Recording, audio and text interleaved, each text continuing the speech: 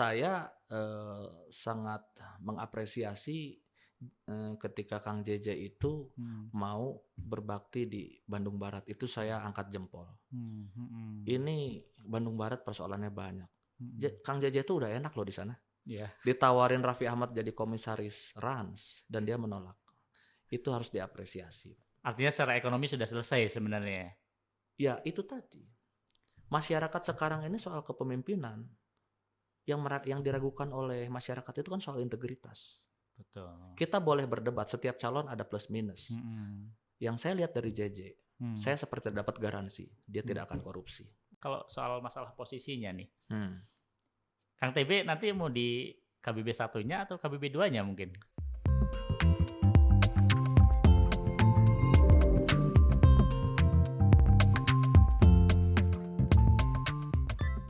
Saat ini sudah hadir di tengah-tengah kita ada Kang TB Ardi Januar. Kumaha Kang Damang? Alhamdulillah Damang. Kang. Alhamdulillah pangestu ya Kang ya. Kawan lama. Kawan lama. Kita berjumpa lagi di sini ya Kang ya. Dari 2007 ya terakhir ya. Betul. Alhamdulillah. Dulu, terima kasih buat Ayo Bandung sudah mengundang. Siap. Dulu sama-sama kita di lapangan, sekarang kita ketemu lagi di studio ya Kang ya. Ketemu lagi. Dengan profesi berbeda. Betul. Tapi tujuannya sama lah. Betul sekali. Kang nggak berlama-lama nih Kang TB. Ya. Kita sudah melihat lah di KBB itu cukup banyak nih ya gambar-gambar Kang TB lah ya. Spanduk, billboard dan sebagainya. Ada beberapa warga mungkin sudah banyak yang tahu dan beberapa mungkin tidak tahu lah. Kalau saya sendiri sudah cukup tahu Kang TB bukan siapa-siapa di Bandung lah ya, sudah cukup lama dulu di Bandung dan sebagainya. Tapi ujuk-ujuk nih Kang TB menjadi salah satu yang nanti akan mencoba ikut dalam konstelasi politik di Kabupaten Bandung Barat. Calonkan sebagai bakal calon Bupati Bandung Barat. Betul. Apa nih Kang sebenarnya yang menjadi pertimbangan dan terjun ya ke Kabupaten Bandung Barat? Oke, jadi Kang Arif, beberapa tahun terakhir saya ini sama Kabupaten Bandung Barat memang agak concern menyorotinya ya. Karena waktu Pilpres kemarin saya juga mendapatkan tugas ya untuk membangun jejaring dan suara di sana dari Partai Gerindra. Nah, di situ kan saya akhirnya melihat banyak sekali fenomena yang saya lihat, keluhan warga yang saya dengar gitu kan. Pada kesimpulannya Kabupaten Bandung Barat itu sangat memprihatinkan. Untuk kabupaten yang bertetangga dengan ibu kota provinsi, betul, bahkan hanya 30 menit dari Jakarta kalau pakai bus ya. Betul. Tapi kondisinya masih jauh dari apa yang diharapkan. Dari semua sektor, mau bicara infrastruktur, mau bicara lapangan pekerjaan, mau bicara pemberdayaan UMKM, mau bicara soal kesehatan, isu pertanian dan lain sebagainya. Banyak sekali catatan yang ini harus dibenahi nih Bandung Barat. Nggak bisa kayak gini terus. Karunya kan wargana gitu loh. Nah, betul. Itu yang mendasari awal saya kenapa saya memutuskan untuk Bismillah untuk mengabdi di Bandung Barat dan berusaha untuk menjadi solusi dari masalah-masalah yang ada buat warga selama ini. Oke, jadi berangkatnya memang ingin menyelesaikan masalah di Kabupaten Bandung Barat ya, berangkatnya dari sana. Tapi nggak tertarik mungkin karena posisi Kang TB sendiri ya, kita biasa panggil Kang TB ya, di Jakarta sebagai Wasekjen DPP Gerindra. Gitu. Nggak tertarik mungkin di Kota Bandung atau mungkin di DKI Jakarta gitu? Ya, karena chemistry saya di Bandung Barat cukup dekat ya, saya akhirnya memilih Kabupaten Bandung Barat karena bicara jabatan kan bicara pengabdian, nggak bisa pilih-pilih di sana di sini di sana di sini. Kenapa saya maju di Bandung Barat? Ya tentu saya punya banyak harapan dengan kabupaten ini sendiri. Ini 17 tahun loh usianya Bandung Barat ini. Betul. Masih banyak sekali catatan. Polres nggak punya. Tuh. Ya kan? Masih masuk Polres Cimahi ya? Masih masuk Polres Cimahi. Bandingkan sama Kabupaten Pangandaran. Yang lebih muda usianya, Pangandaran tuh mungkin usianya baru 12 tahun, mungkin sekitar segitu. Sudah punya tuh Polres. Kita kan belum. Ini kan akan berdampak juga dengan Kamtibmas dan segala macam. Betul, betul. Banyak lah, mau diceritain untuk gambaran. Nah, boleh. Ya, kita melihat misalkan ya, angka pengangguran masih sangat tinggi Nah, loh. betul. Angka kemiskinan lumayan juga tinggi. Masih di angka Iya. 9%-an lah ya dari penduduk Bahkan data 1,8. BPS 10%. Bahwa ada 10%. penurunan, ya sedikit ada penurunan. Mm-mm. Tapi saya percaya bahwa kemiskinan di KBB itu bisa Mm-mm. diturunkan kok. Mm. Selama ada terobosan-terobosan baru. Nah, terobosannya apa nih kira-kira nanti yang mau dibawa? Ya banyak hal, banyak hal. Kalau saya, apa visi misi saya? Saya ingin mewujudkan mimpi-mimpi Pak Prabowo Oke. agar terjadi di Kabupaten Bandung Barat. Bandung Barat. Saya adalah kader beliau. Saya kader Partai Gerindra, lama ikut beliau, lama juga diberikan mandat penugasan dari hulu ke hilir lah. Sampai akhirnya ya saya memahami manifesto Partai Gerindra, memahami cita-cita Pak Prabowo soal menekan angka pengangguran, menekan angka kemiskinan, menekan angka stunting, bicara lagi kedaulatan pangan, kesejahteraan petani, banyak lah yang bisa kita elaborasi permasalahan Bandung Barat. Itu yang menjadi concern saya. Gitu. Jadi saya ingin ketika saya berjuang dengan Pak Prabowo dan sampai akhirnya Pak Prabowo menjadi presiden terpilih, perjuangan belum selesai bagi saya. Justru saya harus mengawal perjuangan beliau sampai ke tingkat paling bawah. Paling bawah di Kabupaten Di Bandung kabupaten Barat ya. Kota, di tingkat kabupaten atau kota, dan saya memilih mengabdi di Bandung Barat. Gitu. Tapi Kang, kalau kita ngelihat Kabupaten Bandung Barat ini kelihatannya agak berat sebenarnya persoalannya. Kemiskinan kita lihat Gini rasio itu timpang sekali ya. Warga yang miskin sekali banyak, warga yang dia secara kesejahteraan sudah cukup enak juga banyak juga gitu. Kira-kira nanti jadi tantangan nih mungkin ke depan. Oh, tantangan ini Kabupaten Bandung Barat ini butuh terobosan besar, butuh lompat lebih tinggi. Kalau lompatnya sedikit-sedikit, perubahannya juga tidak akan terasa berdampak. Nah, KBB ini kan kalau bicara APBD hanya 3,4 triliun lah. PAD-nya hanya sekitar 700 miliar. Untuk mengelola 16 kecamatan dan 165 desa bagi saya masih kurang. Terus gimana kita cara membangun infrastruktur? Bagaimana kita misalkan cara kita menekan angka kemiskinan, angka stunting, dan lain sebagainya. Ya butuh peran pemerintah pusat. Pemerintah pusat harus sama-sama membantu KBB ini menjadi lebih baik. Nah, saya merasa bisa menjembatani antara kebutuhan Kabupaten Bandung Barat dengan pemerintah pusat. Dengan pengalaman yang saya punya. Dan posisi presiden dari Gerindra juga sekarang mungkin ya. Nah, itulah apalagi lebih baik. Itu yang saya bilang. Begitu Pak Prabowo dilantik jadi presiden, perjuangan bagi saya nggak selesai. Apa yang Pak Prabowo impikan harus sampai dirasakan sampai di level paling bawah. Gitu loh. Jadi artinya ini menjadi mungkin kabar baik lah bagi warga Kabupaten Bandung Barat ya. Semoga. Jadi ketika nanti mungkin persoalan infrastruktur masih ada masalah, tapi dananya masih kurang, mungkin dana pusat bisa lebih banyak. Ya infrastruktur aja. Jalan di KBB itu yang layak cuma 60%, Bos. Betul. Masih banyak akses jalan yang rusak. Sehingga kan mengganggu akses perekonomian, mengganggu jalur distribusi dan lain sebagainya. Itu juga menghambat yang harus kita perbaiki gitu loh, Kang. Belum lagi masalah tata kota yang mungkin kalau dibilang agak tanda kutip kumuh, Kabupaten Bandung Barat masih kategori seperti itu mungkin ya di beberapa pelosoknya. Ya, ada kumuhnya, ada timpangnya. Betul. Iya kan? Banyak sekali catatannya gitu kan. Bicara stunting aja misalkan masih cukup tinggi. Masih tinggi. Makanya ketika Pak Prabowo misalkan punya program makan siang bergizi gratis. Nah, ketika saya mencalonkan di KBB, salah satu yang saya ingin perjuangkan adalah bagaimana caranya Kabupaten Bandung Barat menjadi kabupaten prioritas untuk mengimplementasikan program tersebut. Makan siang gratis. Ya, karena makan siang bergizi gratis itu kan bertahap. Karena anggarannya sekitar 71 triliun kan, nggak bisa semuanya, perlu bertahap. Nah, saya ingin Bandung Barat itu menjadi prioritas. Kenapa? Karena angka stuntingnya tinggi, penganggurannya tinggi, kemiskinannya tinggi. Soal bicara catatan kesehatan juga masih banyak persoalan.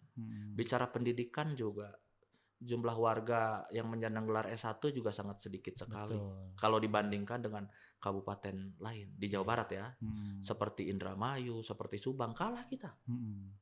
Nah, ini kan jangan sampai seperti itu. Jadi Bandung Barat harus ada lompatan tinggi sih kalau mau diperbaiki. Oke, tadi Gitu. masalah kemiskinan, masalah infrastruktur, kemudian peningkatan SDM warga ya. Ya. Kira-kira apa lagi nih nanti lompatan-lompatan yang bisa diberikan ketika nanti duduk nih di KBB? Pendidikan misalkan. Pendidikan.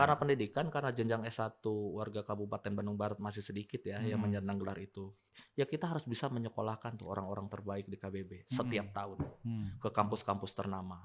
Harus turut serta tuh pemerintah dengan garansi mereka begitu selesai kembali lagi dan mengabdi, berbakti, berkarya di tanah kelahirannya. Tapi itu kan nanti bisa membebani APBD mungkin. Nah itulah, kalau semuanya bertumpu sama APBD nggak akan cukup. Itu yang saya bilang kita butuh kerjasama, kolaborasi dengan pemerintah pusat. Kita juga harus bisa bekerja sama dengan pihak swasta. Jadi semacam itu yang tujuannya untuk memperbaiki hajat hidup masyarakat. Kalau hanya bertumpu sama APBD tentu sulit. APBD yang hanya 3,4 setengahnya saja mungkin sudah habis buat gaji-gaji ASN dan rutinitas tahunan. Artinya untuk membangun yang lain hanya butuh 1 T lebih. Ya nggak ada uangnya, butuh gebrakan lain. Itulah fungsi kepala daerah. Bagaimana nih dengan anggaran terbatas, warganya tetap bisa menempuh jenjang pendidikan tinggi. Bagaimana dengan anggaran terbatas, infrastruktur tetap bisa diperbaiki. Itu butuh kecakapan pemimpin dalam mengakses ke pemerintah pusat. KBB belum punya kampus ya? Bikin kampus di sana atau gimana ini rencana? Nah itu, ada Polban. Oh ada Polban. Polban kan masuk di KBB ya, di dekat Iya, perbatasan sebenarnya ini, perbatasan. Ya harus ditambah. Harus ada lagi kampus-kampus bergengsi di KBB. Gitu. Harus, makanya itu kan bisa dari pemerintah, bisa juga dari pihak swasta. Betul.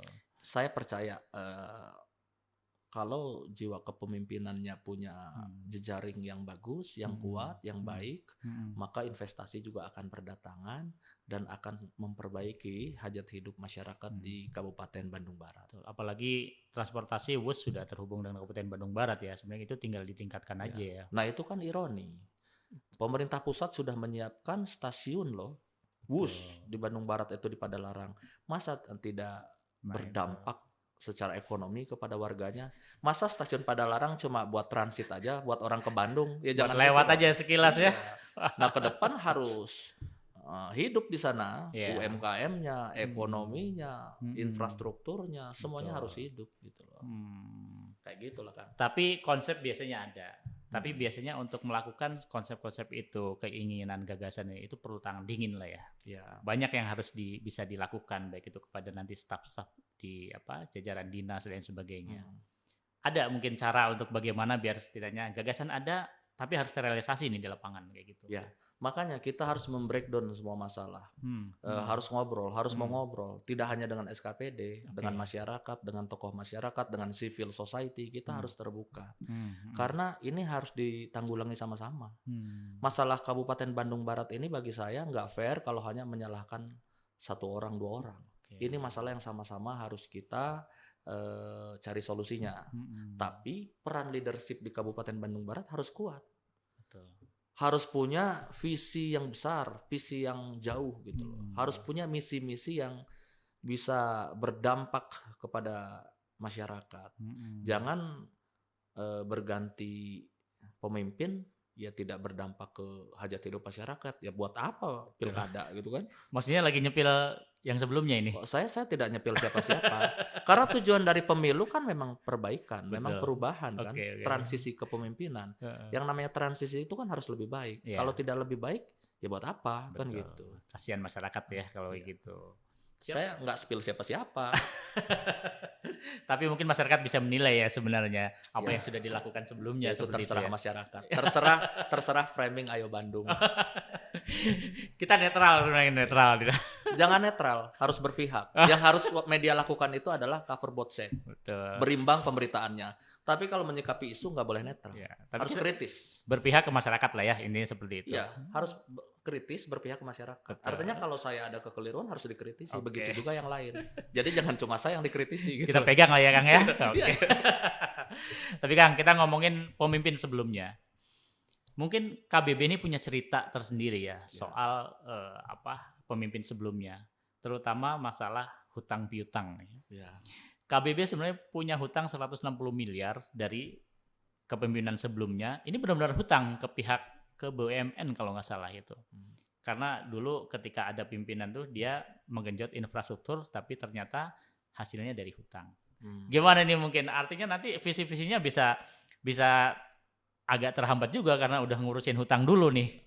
Ini soal KBB utang saya tahu ya, soal jumlahnya ini ada yang bilang sampai 200M malah. Nah, ada yang bilang tadi kan Kang Arif bilang 160. Iya. Intinya kan punya hutang KBB ini. Betul. Nah, kalau boleh kita dengan mohon maaf ya, ini ada persoalan dalam tata kelola keuangan di Kabupaten Bandung Barat. Kabupaten Bandung Barat pemerintahnya saat itu bagi saya kurang cakap dalam mengelola cash flow ya, dalam mengelola cash flow. Nah, terus bagaimana kita ini menjalani kepemimpinan di kabupaten yang punya hutang? Nah, harus ada beberapa evaluasi dari kita. Pertama, kita harus kaji anggaran kita ini efisiensi nggak sih yang dimiliki KBB? Jangan-jangan nggak efisien, jangan-jangan ada pemborosan, jangan-jangan ada penggunaan yang nggak penting-penting amat gitu kan. Itu satu. Kedua, kita juga harus diinventarisir soal PAD, pendapatan asli daerah. Dicek lagi soal ketaatan pajak dari warganya. Adakah kebocoran, adakah yang tidak terpajak. Ini kan mempengaruhi keuangan kita. Betul. Di sisi lain misalkan, kita juga harus menyehatkan BUMD yang dipunya. KBB itu kalau nggak salah punya 2 BUMD. Ada perusahaan air minum Tirta Wibawa Mukti, satu lagi apa gitu. Tapi catatannya ini merugi. Nah, catatannya nggak perform. Ini kenapa? Masa ada perusahaan air minum rugi? Semua orang minum rasanya. Air tinggal ngambil ke bumi ya, gratis lagi. Nah, ini juga jadi kita harus evaluasi ini satu-satu untuk menata kembali tata kelola keuangan di Bandung Barat. Soal utang gimana menyelesaikannya? Yaitu kembali ke lobby-lobby juga. Gimana caranya penyelesaiannya multi years atau gimana? Yang jelas jangan sampai APBD kita habis buat bayar hutang. Tapi harus ada itulah.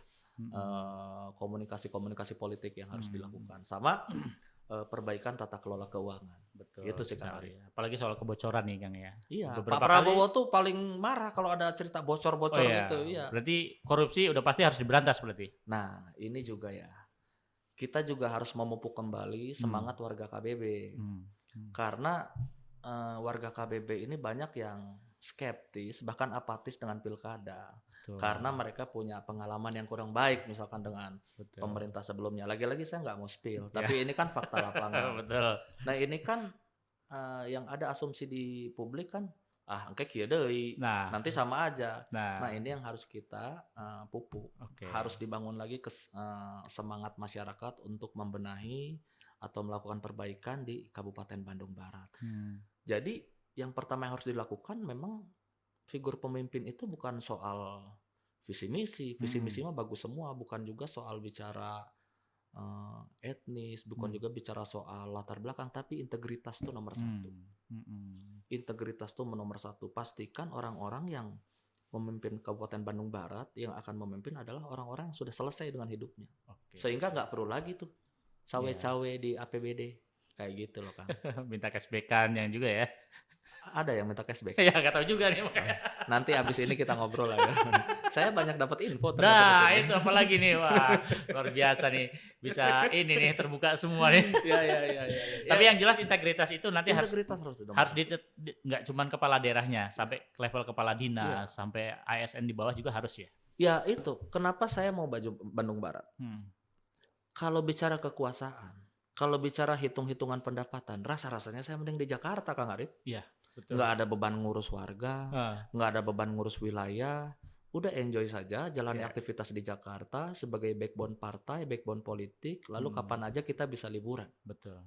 Ke KBB masalah banyak banget kok mau-maunya, disitulah tantangannya, disitulah seninya gitu loh. Dan mungkin pengalaman sebelumnya itu udah menjadi inilah ya, jadi apa istilahnya sudah menjadi bekal lah ya untuk ketika nanti memimpin Kabupaten Bandung Barat ya. Insya Allah. Kabupaten Bandung Barat kalau dibanding Kota Bandung, Cimahi itu wilayahnya sebenarnya agak tersebar dan luas ya. Kemudian tapi kita nggak bisa menafikan bahwasanya di Kabupaten Bandung Barat ini posisinya dia di sesar Lembang. Kota Bandung juga seperti itu. Tapi yang sangat beririsan Kabupaten Bandung Barat. Itu menjadi salah satu yang mungkin warga sampai sekarang masih perlu diedukasi, Ya. mitigasi juga dan sebagainya. Kira-kira nanti kalau ketika jadi kepala daerah apa nih yang bisa dilakukan untuk setidaknya mitigasi bencana ini tidak memakan banyak korban gitu.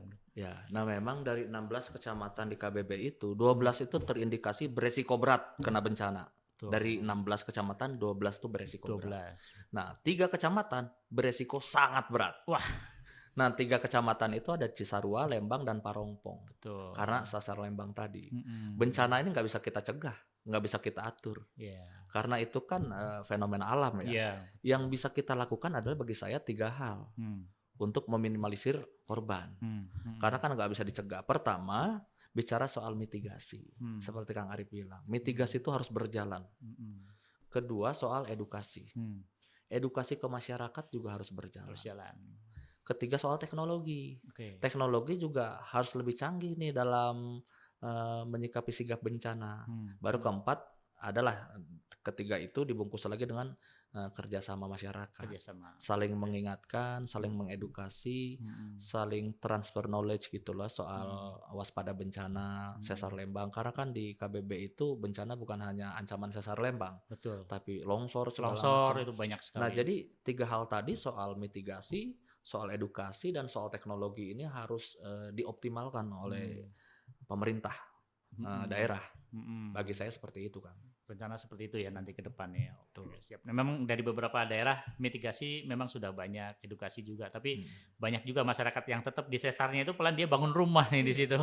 Ya, misalkan ada zona-zona yang jangan dilarang bangun rumah, jangan bangun rumah. Betul, zona merah. Kalaupun misalkan ada yang bangun infrastruktur, pastikan dari membangun bangunan yang cukup tahan gempa segala macam. Memang ini nggak mudah ya, ini sulit. Makanya butuh kolaborasi dengan banyak pihak tadi. Tidak hanya pemerintah pusat, tapi juga swasta bagi saya. Termasuk mungkin sosok dari kepala daerah nanti juga harus betul-betul dia punya power ya. Kabupaten Bandung Barat itu kan mungkin banyak ya daerah-daerah yang lereng, daerah zona merah. Sebenarnya tidak boleh dibangun, masuk KBU, tapi dibangun dan sebagainya. Ya harus punya leadership. Kalau jangan hanya melarang, tapi juga harus ada solusi. Memberikan solusi ya. Masyarakat kan pada prinsipnya mah bisa diatur kok kalau diajak ngobrol baik-baik gitu loh. Mereka juga memikirkan jiwa keselamatan keluarganya, anak-anaknya. Tapi kan no have choice. Mereka harus gimana? Makanya seorang pemimpin ya harus mampu membangun komunikasi, tidak hanya dengan stakeholder, tidak hanya dengan pemerintah pusat, tapi juga ke bawah, ke masyarakat. Gitu. Siap Kang TB nih. Kita sudah ngomong panjang lebar ya soal gagasan Kang TB. Luar biasa lah ya. Kemudian nanti seperti apa implementasi. Tapi sebenarnya kalau dari si politik ini seperti apa nih Kang TB? Mungkin banyak masyarakat nih menunggu-nunggu sebenarnya Kang TB ini dari Gerindra kan ya. Itu sebenarnya sudah ada belum Kang dari mandatnya lah ya dari DPP? Ya, saya pasti nyalon dari Gerindra, nggak mungkin dari partai lain. Betul. Saya kader partai Gerindra, saya pengurus partai di DPP, ya pasti dari Gerindra. Ya tentu dalam memperjuangkan mimpi-mimpi itu juga dibutuhkan restu dari para pengampu partai politik. Makanya saya juga sudah meminta restu, berkomunikasi dengan para pimpinan partai di Jakarta, dan alhamdulillah semuanya merestui, semuanya mendukung, bahkan siap membantu, dalam hal mencari solusi untuk Bandung Barat ini. Karena memang itu tadi mimpi saya adalah mentransformasi mimpi-mimpi Pak Prabowo gitu. Itu jadi alhamdulillah partai sejauh ini mendukung ini dan sudah mandat ya untuk mencalonkan sebagai kepala daerah di KBB kayak gitu berarti. Insya Allah, tapi biar yang mengumumkan nanti partai. Dari partai. Gitu. Kalau saya mengumumkan kan kesannya seperti kurang elok. Jadi biar partai yang mengumumkan gitu loh Kang Arif. Tapi kan kalau bicara mungkin koalisi lah ya. Di Kabupaten Bandung Barat sebenarnya ada beberapa partai dan pemenang memang Gerindra, kemudian PKS ya kalau nggak salah ya. PKS dulu ya baru Gerindra. Kursinya sama. Kursinya sama. Okay. Ya. Kalau nggak salah sudah ada 2 ya koalisi di KBB gitu. Satu koalisi mungkin Gerindra itu kalau nggak salah koalisinya sama PAN, kemudian sama Nasdem ya kalau nggak salah. Tapi mereka punya, kalau nggak salah ya, terakhir tuh bulan Juni mereka sudah deklarasi membangun koalisi, tapi belum ada calonnya. Siapa yang mau dicalonkan? Sementara hampir dari partainya masing-masing punya calon. Gimana sebenarnya Kang ini? Ya soal koalisi kemarin kan itu dinamika di lokal, Di yang lokal ya? setiap partai Mhm, politik juga punya rumah tangga masing-masing, punya mhm, aturan main masing-masing, mhm. juga punya kader masing-masing yang harus didorong Oke, gitu kan. mhm, Nah jadi, saya ikuti saja, mhm, dinamikanya, mhm, dinamika politik saya jalani, tapi selama ini kan saya juga berkomunikasi dengan mhm, banyak unsur ya, mhm, tidak hanya partai politik, tapi juga ngobrol sama bakal calon, mmm, intinya mah kita sharing lah. Kalau saya kan terbuka orangnya, oke. santai-santai aja Tapi gitu. kira-kira dari pusat ini memang sudah ada calon yang dipasangkan nanti Kang TB dengan siapa atau gimana nih Insya ceritanya? Allah sudah ada, Sudah ada ya? insya Allah tinggal tunggu tunggu waktu saja, pada harinya akan diumumkan. Oke, Bagi saya kurang elok kalau saya harus mengumumkan atas nama saya sendiri, oke. sebagai kader partai yang tegak lurus, patuh terhadap aturan partai, Turun saya menyerahkan biarkan partai nanti yang akan mengumumkan. mengumumkan siapa calon yang akan diusung oleh Partai Gerindra dan siapa pasangannya, Oke. seperti Tapi itu kan. dengar-dengar nih katanya Ya. yang biasa didampingi oleh Raffi Ahmad, betul nggak? Kang JJ gitu kan, katanya nanti jadi artinya koalisi antara Gerindra dan PAN ya? Karena Kang JJ sendiri ini kan dari PAN ya? Iya. Kira-kira seperti itu kan? Ya saya berkomunikasi sangat intens dengan Kang JJ, Mhm. dengan Raffi. Saya komunikasi intens karena perkenalan kami bukan hanya baru-baru ini. Oh, Kami bergaul cukup lama. Kami sering nongkrong bareng-bareng, sering tukar ide masing-masing. Kita nih sama-sama anak nongkrong lah, kita mmm, bergaul kan gitu. mhm, Dan saya sangat mengapresiasi ketika Kang JJ itu mhm, mau berbakti di Bandung Barat. Itu saya angkat jempol. mhm, mhm, Ini Bandung Barat persoalannya banyak. mhm. Kang JJ tuh udah enak loh di sana. Iya, Ditawarin Raffi Ahmad jadi komisaris Rans dan dia menolak. Itu harus diapresiasi. artinya secara ekonomi sudah selesai sebenarnya ya? Ya, itu tadi.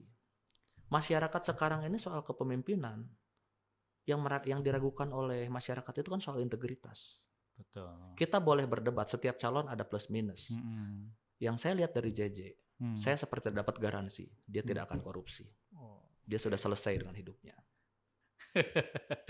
Tapi udah fix nih kira-kira pasangannya dengan Lagi-lagi JJ biar partai yang yang mengumumkan? mengumumkan. Kalau saya bicara lebih jauh, nanti nggak seru. Oke, Jadi biarkan partai yang mengumumkan deklarasinya kapan, oke, apakah benar seperti yang beredar ataukah tidak, biar nanti eh, lembaga partai politik yang akan mengumumkan mengumumkan. secara resmi. Tapi bagi saya eh, kehadiran JJ, Mhm, kehadiran Raffi di KBB itu mhm, harus diapresiasi, harus diapresiasi.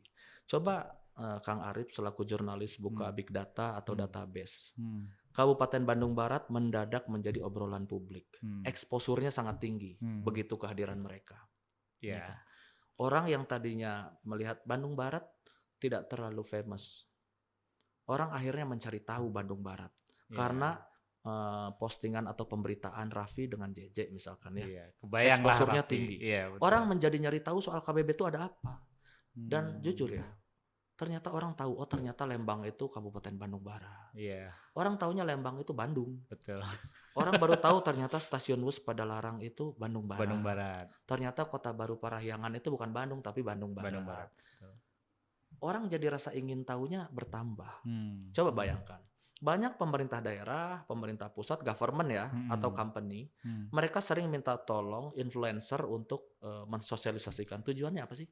iya, Buat dikenal. Nah, dipromosikanlah lalu ya, muncul seorang Raffi Ahmad dan mhm, JJ mhm, secara sukarela mhm, mempromosikan Bandung Barat. mhm, Apa itu nggak keren? betul, Gitu loh. Orang menjadi tahu.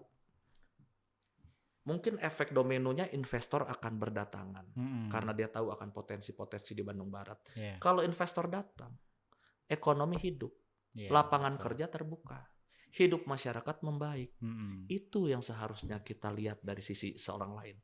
Seorang JJ misalkan. Jangan hanya mhm, berdebat, ini artis, ini bukan, ini artis, artis. Nggak penting. oke, Lihat dari efek domino seseorang figur yang akan diusung. Bagi saya, makanya saya angkat jempol kalau Raffi dan JJ mau terjun ke Bandung Barat, mhm, top. Dan oke. saya yakin, Secara keren promosi banget. pariwisata mungkin udah dapat lah ya, promosi gratis lah mungkin Iya, seperti itu ya. iya. Sama potensi-potensi lain. betul. Kan pembangunan di Bandung Barat daerah selatan ke Gunung Halu, Rongga, ke Hmm. Cipongkor itu kan masih belum optimal. Gimana caranya biar kita bisa optimalkan? Iya. Wajit Cililin ini hanya konsumsi toko orang-orang lokal saja. Iya. Gimana ini menjadi apa ya, makanan Makanan khas kelas yang nasional betul misalkan. bisa dikenal Iya, Indonesia lah ya, kayak iya. dodol Garut gitu mungkin ya. Iya, kayak dodol Garut. Wajit Cililin tuh enak. Ya itu memang jadi tantangan lah nanti ke depan Iya. kepala daerah di sana. Tapi kan kalau soal masalah posisinya nih, Hmm. Kang TB nanti mau di KBB satunya atau KBB 2-nya mungkin? Saya kader partai. Oke. Nomor 1 disuruh saya siap, Oke. nomor 2 saya siap, disuruh nggak nyalon saya siap, ditugaskan yang mana saya siap, saya selalu siap. Jadi dimanapun oke ya, mau jadi Dimanapun oke, bupatinya atau wakil bupatinya nggak masalah. nggak masalah. Saya kader yang taat, tegak lurus sama putusan partai. Walaupun katanya kalau di wakil bupati itu nggak megang pulpen nih Kang. Ya. Nggak megang pulpen biasanya. Nah, itu kan kalau dealnya deal politik. Oke. Nah, makanya kesepakatannya harus berbasis sama chemistry, sama kesamaan visi, kesamaan misi. Jadi nggak ada istilah wakil ban serep atau yang nomor 1 itu paling depan, tidak, tapi menjadi kolaborasi. Ini ada persoalan nih di Bandung Barat. Si ini menyelesaikan persoalan apa, si ini fokus di bidang apa. Jadi semua roda berjalan. Kalau jalan masing-masing, terus si nomor 2-nya misalkan tidak difungsikan dengan baik, ya saya pikir nggak akan ada perubahan secara secara besar di KBB. Yang harus dilakukan KBB adalah sinergi tadi. Bupati sama bupatinya harus saling sinergi. Bagi tuh persoalan. Ini pekerjaan rumah tangga numpuk. Mana yang harus kita selesaikan duluan? Oke. Gitu. Bagi 2 bersama-sama lah ya. Jadi nomor 1, nomor 2 bagi saya nggak masalah. Nggak masalah. Yang penting bisa membawa dampak perubahan lah. Tapi sekarang memang masih nunggu hasil survei elektabilitas gitu untuk posisi 1-2 atau gimana nih mungkin ceritanya? Oh, saya pikir dinamika semua berjalan. Masih berjalan ya? Semua dinamika berjalan. Lagi-lagi jawaban saya tetap sama. Pada harinya partai politik akan mengumumkan siapa berpasangan dengan siapa nomor 1-nya, siapa nomor 2-nya. Itu aja. Tapi kalau berpasangan dengan partai lain gimana nih Kang? Mungkin nggak? Ya kami kan terbuka. Kita komunikasi dengan partai lain, siapa aja bisa jalan komunikasi. Ya, tidak menutup komunikasi kok. Gitu, nah. Selama punya mimpi yang sama, selama punya visi yang sama, platform perjuangannya sama, ya gas lah gitu kan. Jadi tidak mesti dengan PAN kayak gitu, tidak mesti ya, dengan partai lain pun siap gitu. Ya kalau ada yang mesti, kenapa harus enggak? Berarti fix nih berarti dengan Kang JJ ya? Ya tafsirkan sendiri. Oke sih. Tapi Kang misalnya Kang JJ lah ya, dia backgroundnya mungkin entertain ya. Ya.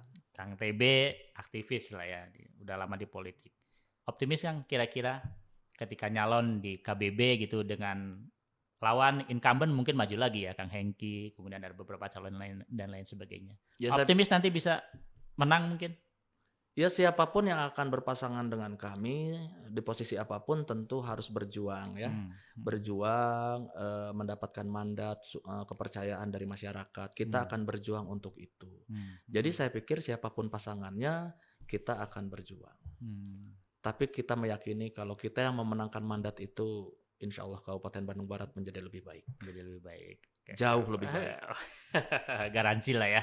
Garansi. Terakhir nih Kang, kira-kira nih. Ketika nanti sudah duduk nih, apa yang mungkin bisa dijanjikan kepada masyarakat lah ya kayak itu. Bukan dijanjikan, kira-kira gebrakan apa nih yang paling enggak mungkin 100 hari kerja kayak gitu, atau mungkin 50 hari kerja, bahkan mungkin 10 hari kerja nih mungkin. Ya.